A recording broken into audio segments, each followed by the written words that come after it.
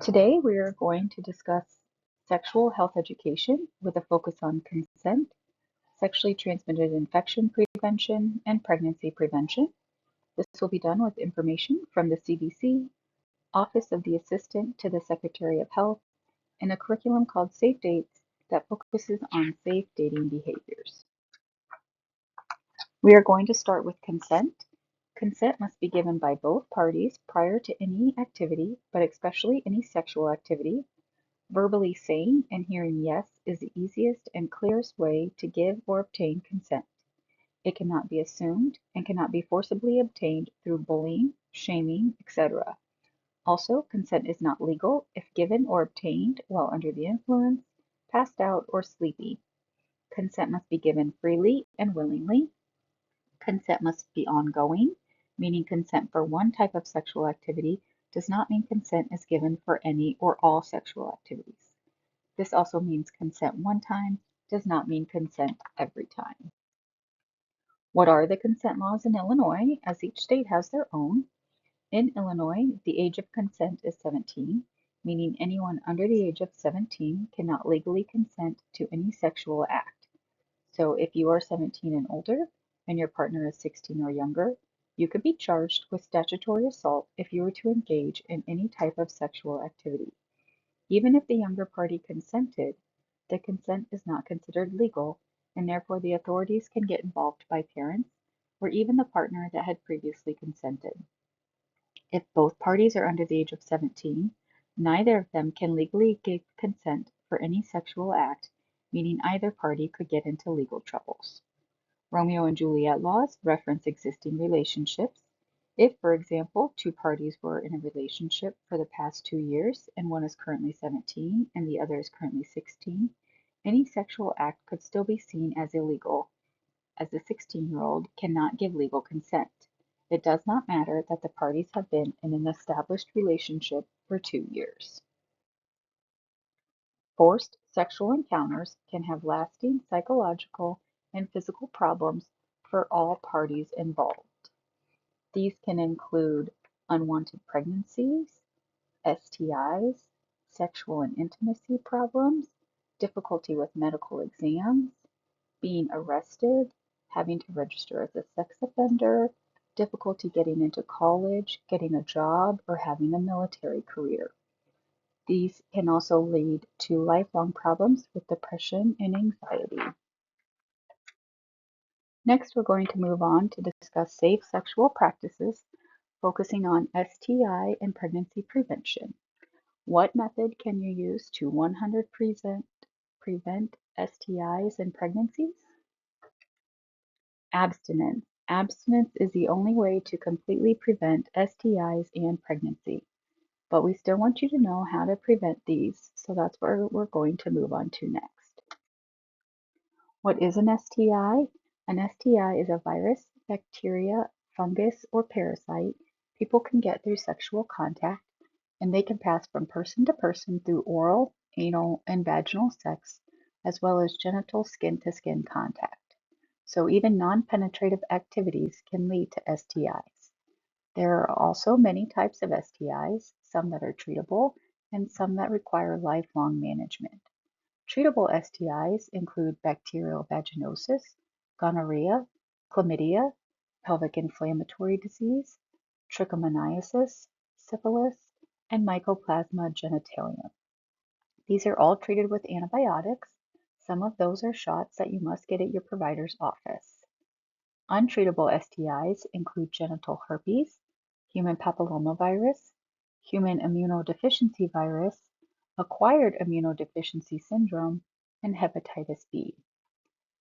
HPV does not have a specific treatment. However, many cases of HPV will clear on their own. HPV and hepatitis B are the only STIs that have an immunization to help prevent the infection.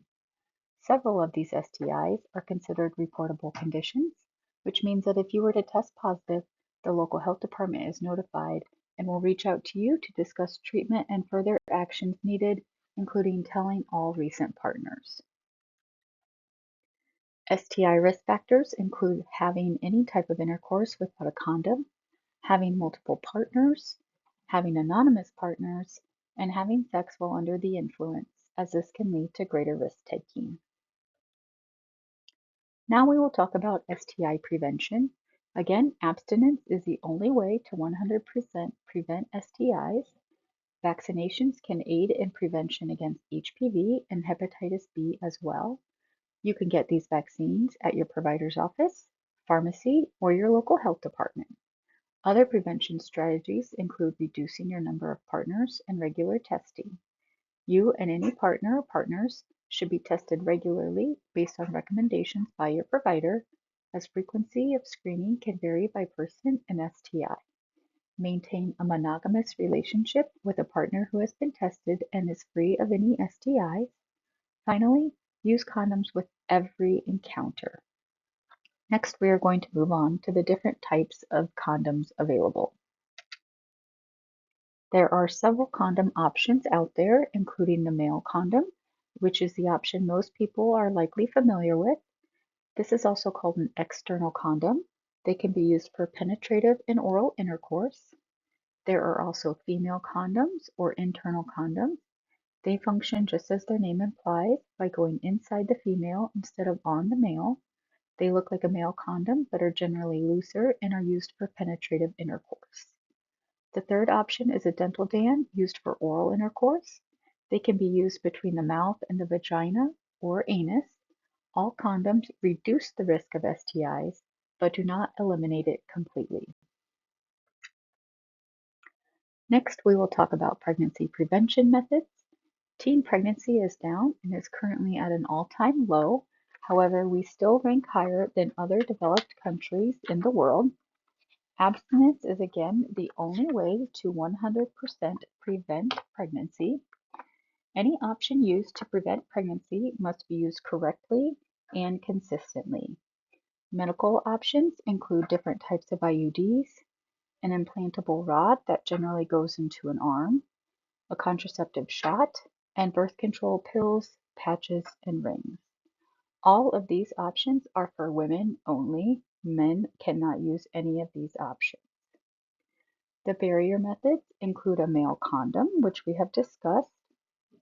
The diaphragm and cervical cap are two options that a female can use. These must be fitted at a doctor's office. We have also discussed the female condom. You can use a sponge with spermicide. Spermicide can be used with any of these methods, and a sponge and spermicide can be bought over the counter. Other methods again include abstinence and also natural family planning and the withdrawal method.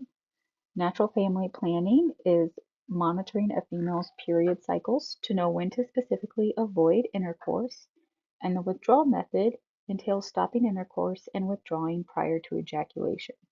These last two methods have some of the lowest effectiveness rates. Finally, I do want to touch on emergency contraceptive such as Plan B. This is not a regular method of birth control and must be taken within 3 to 5 days of unprotected intercourse, being most effective the sooner it is taken. It will not work if the person is already pregnant. There are two main types: the emergency contraceptive pill that can be bought over the counter. There are no age restrictions, so anyone can access this method. The other is the copper IUD, which we briefly mentioned earlier, and this would require a doctor's visit. Thank you, and please reach out to the Mercer County Health Department if you have any further questions.